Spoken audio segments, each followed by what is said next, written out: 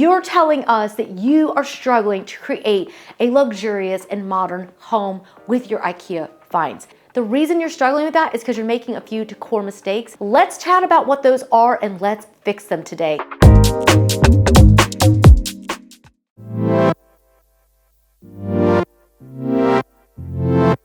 Biggest mistake that you're making is using IKEA as your inspiration.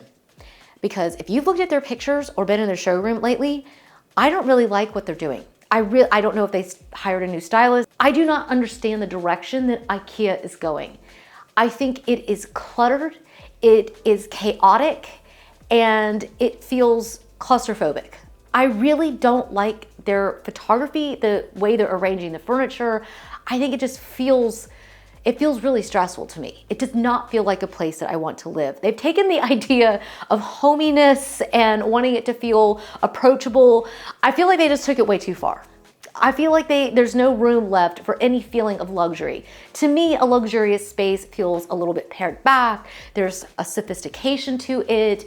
There's a warmth and of course a little bit of comfort thrown in there, but it still overall feels very chic and beautiful and has a feeling of something really special. I don't feel like their images reflect that style at all.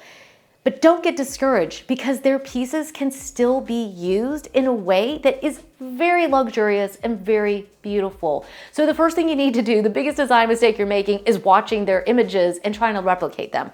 If you try to replicate the IKEA style, you're not going to end up with a very luxurious feeling home. You might actually end up with one that might make you a little bit nervous. I would feel nervous living in their rooms. It's too messy. It's too chaotic. So let's talk about some of the things that they are doing and maybe you might be doing as well that are creating a chaotic feeling space and one that does not feel relaxing or luxurious. One of the biggest things they're doing is they're not creating closed storage. I think closed storage is the best way to be able to hide all your junk in plain sight. So using any of the open storage, open baskets, side tables or nightstands that don't have drawers, it's really hard to hide your stuff. And the thing is that even if you're a minimalist, we all have stuff. We all have things, and it's really hard to not end up with them all over the place. I don't want to see my hobbies. I don't want to see like my lotion sitting out on my nightstand. I want to be able to put it away. So I think utilizing closed storage is a really big deal. When it comes to IKEA, they have a lot of really great pieces that can help you hide your junk. The Malm nightstand, one of my favorites. They've got the Vic Hummer for the bedroom. Both have drawers. Both look really cool, very, very easily can be used in a very modern and luxurious way. When it comes to your dining room or your living spaces, why not go with something like the Bestow? You can customize that to whatever color you have in your space. You could go for the high gloss, you could go for the wood, you could go for black, you could go for brown. They've got endless options. It's fully customizable to your space, and I've owned those myself and they are amazing. So I would definitely look at the Bestow because you can stash all of your junks. If you've still got all your DVDs, CDs, I don't know. In my sideboard, I tend to put dinnerware, I put placemats and things. Like, I don't want to see that. So I think utilizing closed storage is a huge way of creating a more luxurious space by reducing the clutter. I'm so excited to take just a moment and thank our video sponsor for today, which is Blue Mean. You guys have heard me talking about their Face Pro for quite some time now, and I am happy to report that I have seen such amazing results. I've seen a reduction in fine lines. I've seen a tightness to my skin. I love how it's thinned out my jawline. I also really love the depuffing. So you've seen me use it, and I know it's got other settings, but I really like the heat one because it just feels so good on your face. And so I've been using this for about 3 times a week for about 5 minutes each time. And it's just incredible. It's absolutely incredible. I love the way it feels on my skin. You can literally just see it pulling back like this. You can also use it on your forehead. I definitely have a lot of lines there because I use expression a lot, but it really is just It's so calming. It's so therapeutic. It feels so good to use, and I just really struggle with puffiness. I don't get enough sleep. I know that about myself, but you know, this just makes me feel like you can see the difference. You can actually see the difference. And I've just noticed since using this, it's been probably about, has it been about 6 months, guys?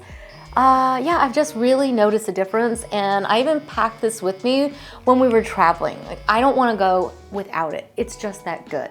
So I think that you will absolutely love this. Let me know if you're one of the 100 people so far that's gotten this. We've chatted about them a couple times, so by now a few of you probably have it, and you can tell us down in the comments how amazing yours has been for you. But they keep selling out. So I thought I'd offer just another 100 people their offer. You can get $70 off. So normally it's $150, you're gonna get $70 off and a free ebook. The best part is that if you're not happy with the results, you don't have to pay. That's huge. I mean, that is an amazing guarantee. And you know what? I honestly think that you'll absolutely love it. So if you want to be able to get that discount, go to blooming.com/Valentina. It's going to get you $70 off and that free ebook. So I think you're going to absolutely love it. It makes a really good gift to yourself and to others. If you just want this amazing pampering moment, you are going to get it with the Blooming Face Pro. I think you'll love it. I'll leave all the details listed down below in the show notes. Thank you again to Blooming for being our video sponsor.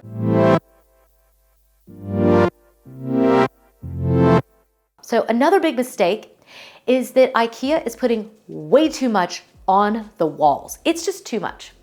You might find yourself making the same exact mistake. You see all their collage walls, you get sucked into it. You're like, oh, I can do that. I can replicate that look. I think collage walls are just way too busy. I think going more pared back and upsizing your art will always give you a more luxurious feel. It'll make your space feel a lot bigger. It'll make your space feel a lot calmer. Why do you want to have all these little things all over your wall? It's too chaotic. And chaos is not a word that most of us, at least, would use to refer to luxury. Luxury is all about being relaxed and pampered. And when you've got too much going on in the space, it's just visually noisy.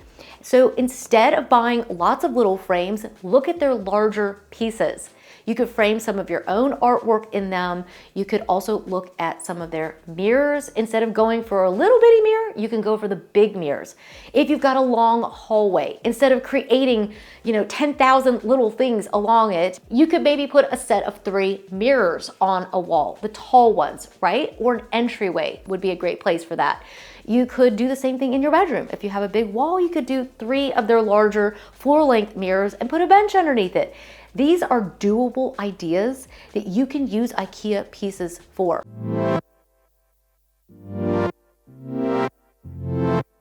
One of the biggest mistakes that people make, and IKEA does this over and over and actually makes it look like it's something you should be doing, is that they store literally bins and boxes, and they store them all in plain sight. So maybe they do that for the website to be able to sell the underbed storage, for example, or the boxes and things, but they put the bins out in plain sight. So not only just the stuff, right? Like we've already talked about like clothes storage quite a bit, but I think actually having those storage bins of any kind, it just looks terrible.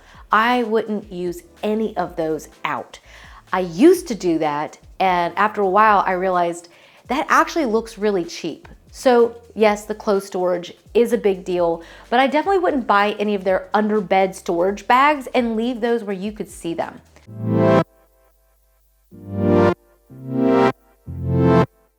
Another mistake that IKEA makes is that I feel like they try too hard to put too many pops of color into a room. I don't think you have to have a pop of color. I know that that is extremely controversial with people who are obsessed with color. And if you're one of those people, great, have your pop of color. But if you're wanting to create a really chic, sophisticated, modern, and maybe even a little cool kind of space, this obsession with needing a pop of color can actually really just make your space feel a little bit cheap. Going for a bright green in a room, it feels childish. If you want a space that feels sophisticated, you don't need a bright pop of yellow or a hot pink or green. You can go for more subtle colors, and they sell them at IKEA. That's the crazy thing about all of this, is that they sell beautiful pillows in muted colors. They sell chairs in muted colors. You can have a space that feels chic and sophisticated, but if you're obsessed with these bright pops of color, I think you're going to end up with a space that feels fun, maybe it feels cheerful, but it's not necessarily gonna feel sophisticated and elegant.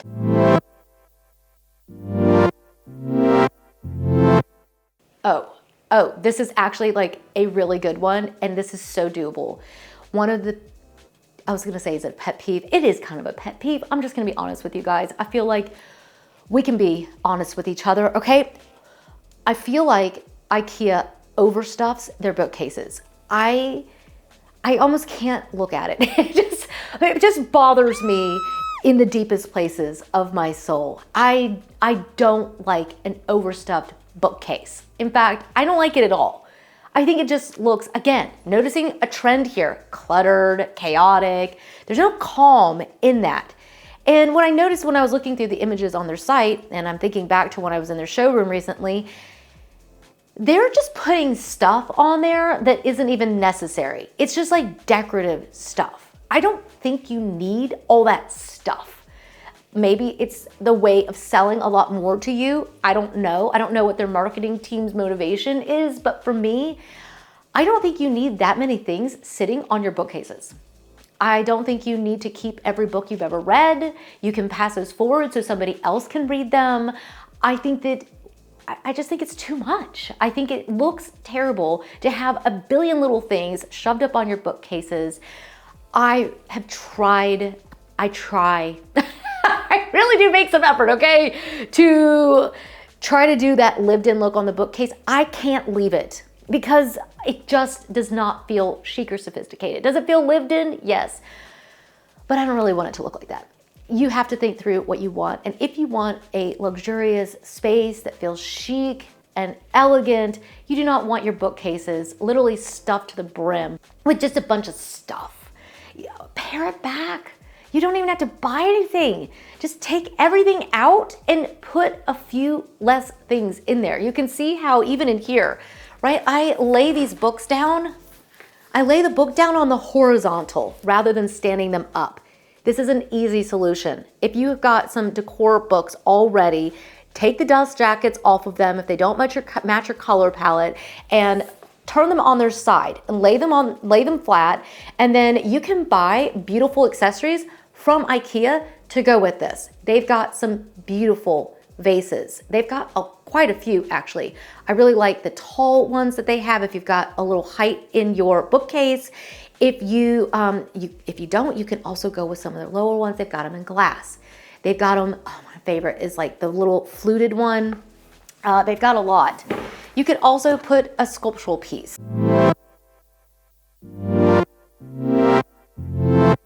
It's another mistake to only buy from IKEA. So when you look at the images, you're going to see mostly IKEA items. Sometimes they'll add in a few things, but for you don't have to buy everything from IKEA. That's kind of the fun of being able to shop anywhere and everywhere. And that's where your personality really comes in. So for me, I like having beautiful sculptural pieces. I've shown you guys some of the sculptural pieces that I have. I like to use pieces like this. I like sculptural bowls. You can kind of see that here. You can do them on a much smaller scale when you're working with your bookcases, but adding in your personality onto that bookcase, going bigger with the accessories and doing fewer items on them is just gonna give you, it's instant calm, instant sophistication, and instant beauty. Normally, I would say that it's a mistake to leave the sofa bare. And so in some of the images on IKEA, you see the sofa with no pillows, and then you see some of the other ones where they have like a million things. Like there's like 20 pillows, and it looks like someone has literally actually been living on the sofa. And I'm like, ew, I don't know what the response they're hoping to get, but it kind of grosses me out. I'm like, ew, that looks terrible. I don't want my house to look like that. I don't like that. So if you like a look where it looks like someone has been literally living on the sofa or living in the bed, then, you know, maybe you want to do the IKEA look. But for me, I don't like it. I don't like it at all. I think that you can buy beautiful, I have been talking about the Sonela pillows for years. They come in all different colors. They're so sophisticated and beautiful. You can buy even the inserts from IKEA. Go with the down ones so that you can have them forever. I still have mine from like 15, at least 15 years ago, maybe even longer. They last forever, okay? Upsize one so that you have plenty of stuffing for your pillows. But whatever you do, I think going for a lived-in look is chaotic, it's messy, and it's not gonna be relaxing. At least it wouldn't be for me. You can let me know if you feel differently, but I don't like it. I think it just, we get up. I have my entire family trained. You get up and you fluff the cushion. You put it back the way that it was. Like, you don't leave that and call it decor. No, that's not how we're going to live, because when you're not sitting on it, I still have to walk past that. I have to look at it. I do not want to see just mess everywhere. It's such an easy fix. All you have to do is stand up and fluff the pillow, maybe give it a karate chop if you like that look, or just leave it flat. But definitely you can do all of this with what you have from IKEA.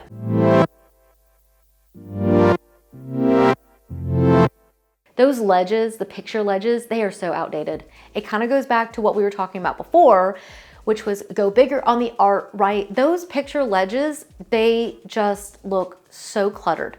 They look so messy. You end up with like a lot of little things sitting on them. A lot of times that's how they're showing them in their photos, with like extra accessories plus the art. I would not do those picture ledges at all. I just wouldn't buy them.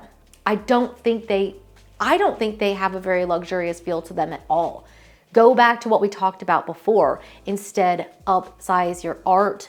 You could even do some of their framed art in a repeating pattern. You guys have seen me do that in my own house over and over, where you buy even the same piece, right? You can even do the same piece. If they don't have art that's big enough to fill your wall, just do several of them in a repeating pattern, right? This is achievable and it's less expensive than you think it's gonna be. I think they really look like something from like the 90s. And if you look at any luxurious home, you're not gonna find them.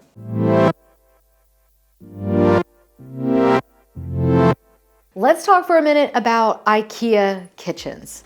Because just like with everything else we've been talking about today, IKEA seems to be taking clutter to a whole different level.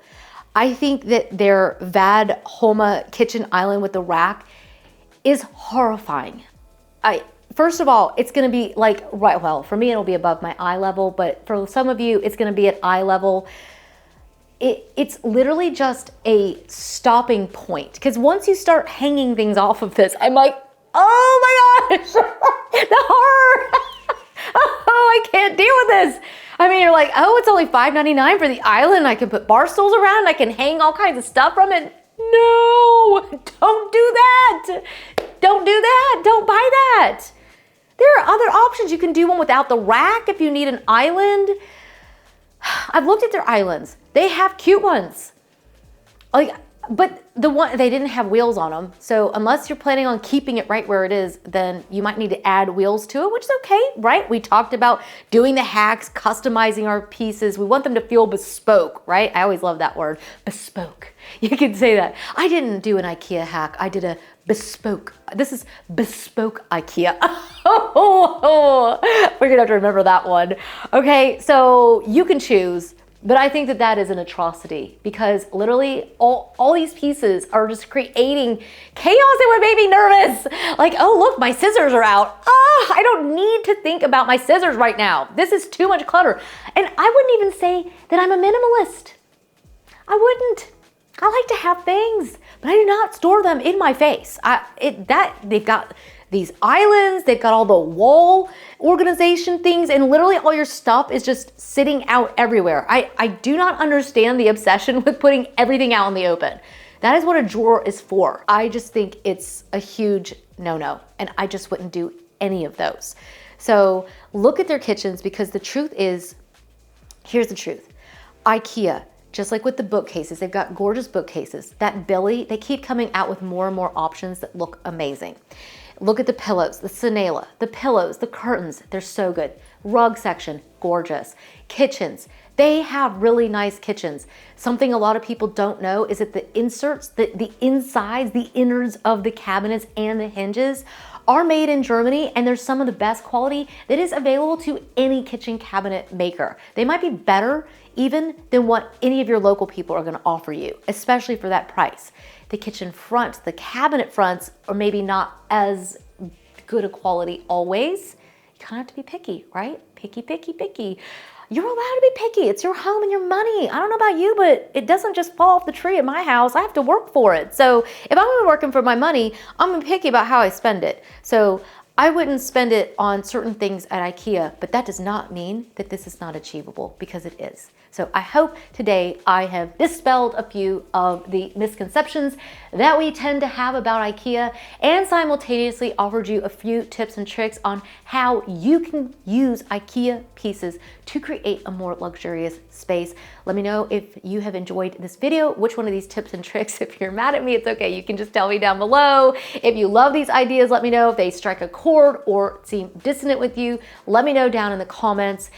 Don't forget that I have the most extensive and amazing IKEA playlist, because I don't know if it's because we lived in Denmark for all those years or what it is, but for me, I just love IKEA. I know all my regular subscribers are gonna be so disappointed if I don't say that at least once in this video, but I really do love it. It's not just the hot dogs and the cinnamon rolls, although those are really good, but it really is good stuff.